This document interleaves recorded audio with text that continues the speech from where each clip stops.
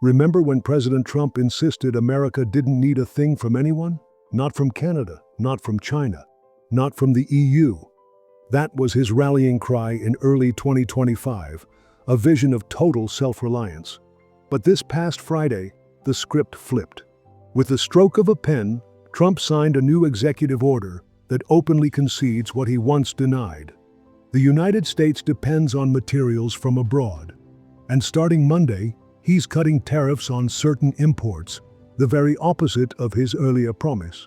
So why the sudden turn, and what does it reveal about America's place in the global economy? Here's what we know.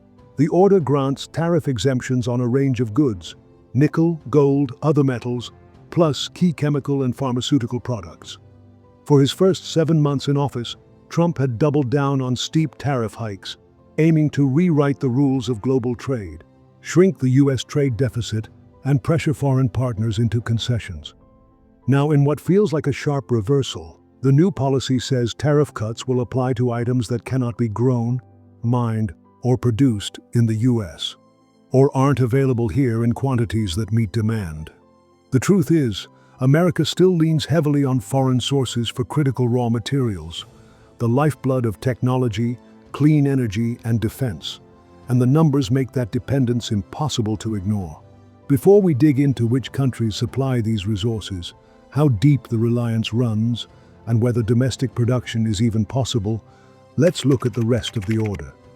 It lists more than 45 categories of goods eligible for zero import tariffs, but only from allied partners willing to sign framework agreements that roll back Trump's earlier reciprocal tariffs and other levies under the Section 232 National Security Statute. According to Trump's new order, exemptions for countries with U.S. trade agreements will begin at noon on Monday. But there's a catch.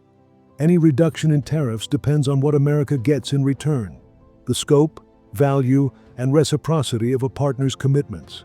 A White House official added that the order carves out exceptions for key sectors like agriculture, aircraft parts, and even certain pharmaceutical ingredients. That sounds tidy on paper. But when you dig into the details, the story shifts. Let's look at the raw materials the U.S. depends on and ask, could America really go it alone? Take graphite, the lifeblood of electric vehicle batteries and fuel cells. The U.S. produces none of it, zero. In 2024, Americans consumed about 52,000 tons, every single ounce imported. Nearly half came from China. Canada and Mexico chipped in 13% each, and Mozambique matched that share. And here's the kicker: China doesn't just mine graphite, it controls the processing. Over 90% of the world's battery-grade capacity sits under Beijing's watch. Nearly a fifth of that made its way to the U.S. last year.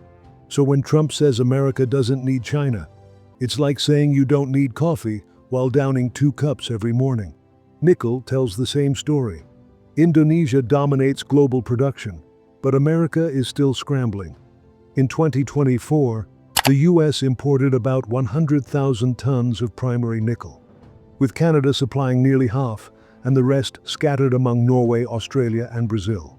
Recycling helps, covering about 54% of U.S. use. But even that lifeline depends heavily on Canada, Mexico, and the U.K.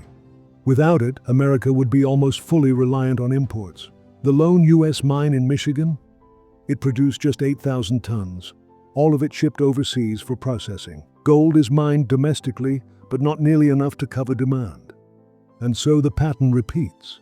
America may talk self-reliance, but the numbers tell a different story. In 2024, the United States produced about 160 tons and imported another 150. Switzerland led the pack with 24% of those imports, followed by Canada at 19%, Mexico at 15%, and Colombia at 9%. When it comes to ores and concentrates, Canada supplied almost everything, while imports of door bars were dominated by Mexico and Colombia. Aluminum tells the same story. The U.S. consumed about 1.8 million tons of bauxite in 2024, but had to import 2.88 million tons to meet demand, not just for consumption, but also refining. 2/3 came from Jamaica, with Turkey, Guyana, and Australia making up most of the rest. For alumina, the US leaned overwhelmingly on Brazil, which supplied 68% of the 1.3 million tons imported. And here's the irony. The very countries at the heart of these supply chains, Canada, China, Brazil, and Switzerland, are the ones repeatedly targeted by Trump's sweeping 2025 tariff measures. The order doesn't just touch metals, it also covers compounds used in generic pharmaceuticals, including lidocaine for anesthesia and reagents for diagnostic testing. It authorizes tariff removal on natural graphite, neodymium magnets, and LEDs, while at the same time ending earlier exemptions for plastics and polysilicon, a material vital for solar panels.